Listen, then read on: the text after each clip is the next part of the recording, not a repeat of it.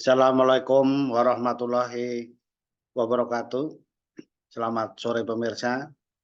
Pada kesempatan kali ini kita akan membahas masalah di perkelapa sawitan, yaitu tentang kelapa sawit super mil. Mungkin Bapak Ibu sering mendengar kata-kata ini. Apakah itu?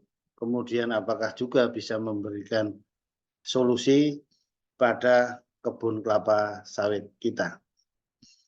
Bapak Ibu pemirsa sekalian, pada dasarnya kelapa sawit itu tidak ada kelapa sawit jantan dan betina. Ya, kenapa? Karena merupakan monosius. Jadi di dalam tanaman kelapa sawit itu ada bunga jantan dan bunga betina dalam satu pohon. Tetapi, ya, ini ada tetapinya, tidak pernah atau jarang sekali itu matangnya bersamaan antara yang reseptif betina putihnya dengan polen tepung sari seperti yang di atas saya ini, itu matangnya bersamaan. Oleh karena itu perlu penyerbukan silang, ya, dari tanaman yang ada di sekelilingnya karena waktunya tidak bersamaan. Yang menjadi problem adalah apakah polennya cukup, ladibiusnya cukup, sebetulnya begitu. Karena untuk menghasilkan buah yang mentes, yang fruit set-nya bagus, itu harus di atas 75%. Jika kurang, apa yang terjadi? Yaitu seperti di sebelah saya ini. Buah cengkeh, buah landak, buah partenokarpi. Tentunya ini akan merugikan kita semua, menurunkan BCR-nya pasti, menurunkan rendemennya pasti, menurunkan produksinya pasti. Ini berawal dari kekurangan bunga jantan. Yang ideal berapa, Bapak Ibu sekalian? Dalam 1 hektar itu idealnya 3-4 buah bunga jantan yang antesis, yang siap untuk membuahi. Ya.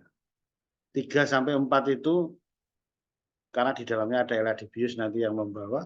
Artinya kalau masih tanaman agak muda kali 5.000. Sehingga dalam 1 hektar itu membutuhkan 20.000 kumbang eladibius.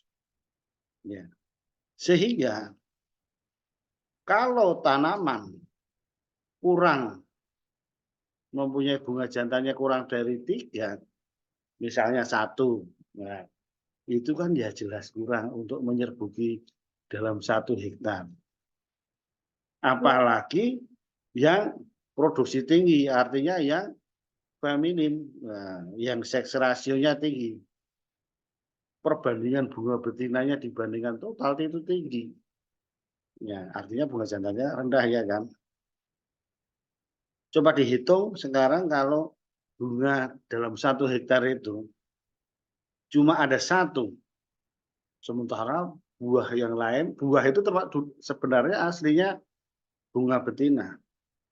Sehingga kalau bunga betina dibagi total, itu pasti di atas 99%. Ini yang kurang bagus. Gitu. Tetapi kalau bunganya ada 3 saja, atau 4, itu sudah 95%.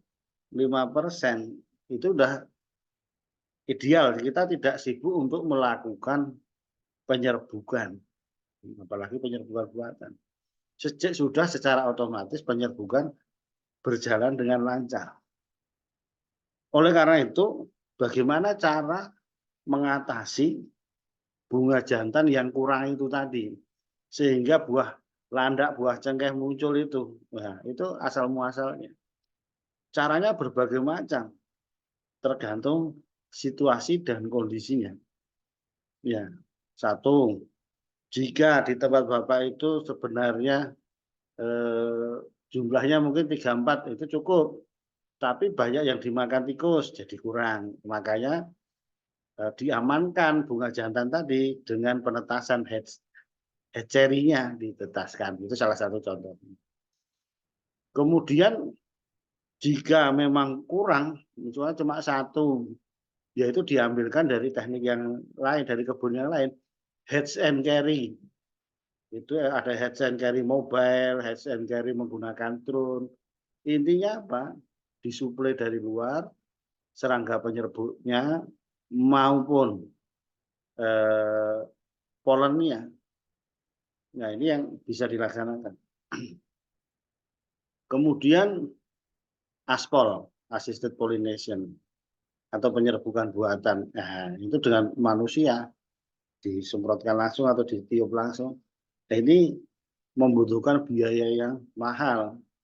Kan banyak pohonnya, tenaganya banyak. Apalagi kalau pohonnya sudah tinggi. Nah, oleh karena itu, nah, ada ide untuk khusus tanaman yang mempunyai karakter menghasilkan bunga jantan cukup banyak. Nah, male itu jantan, makanya super male. Ya, jadi diharapkan pohon ini bisa menyuplai tanaman sekelilingnya. Ya, diharapkan, ya saya tidak tahu secara pasti, tapi definisinya itu. Jadi bunga jantannya itu banyak, bisa 6, 9, itu kan dalam satu pohon. Pak, pertanyaannya saya pun bisa Pak membuat banyak bunga jantan, tidak usah yang super male. Oh beda, kalau super male ini kan tanamannya memang karakternya demikian. Sudah dipilih, dicari yang bunga jantannya banyak.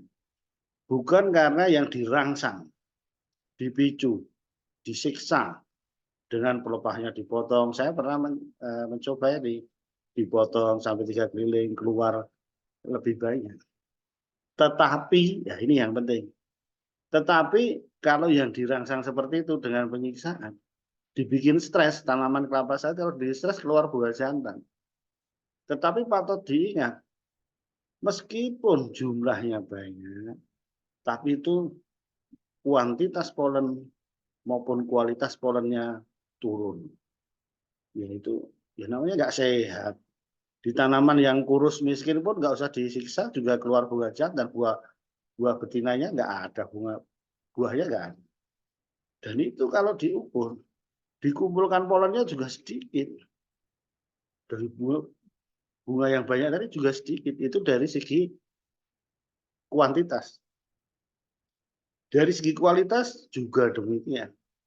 Viabilitasnya paling di bawah 30%. Padahal tahu tanaman yang sehat itu bisa 70% ke atas. Sehingga menyerbukinya secara bagus. Ya, jadi itulah untuk menambah pengetahuan kita kalau apa cerita tanaman super male, oh, tahu maksudnya yang menghasilkan bunga jantan banyak. Jadi Pak per hektar ditanam berapa? Kan gitu. Jadi silahkan nanti dicari yang bisa. Saya kurang mendalami karena bukan yang menghasilkan ini ya. Nah, mungkin bisa ditanam karena itu tadi apa cukup banyak mungkin 5% mungkin ditanam. Kemudian ya sebenarnya kalau saya kalau tidak repot ya memilih varietas yang memang balance. Jadi yang penyerbukannya sempurna, yang tidak usah lagi menggunakan tambahan-tambahan seperti itu yang memang aslinya dari populasi dalam 1 hektar itu kalau dihitung minimal sudah ketemu 3 atau 4, nah kan gitu.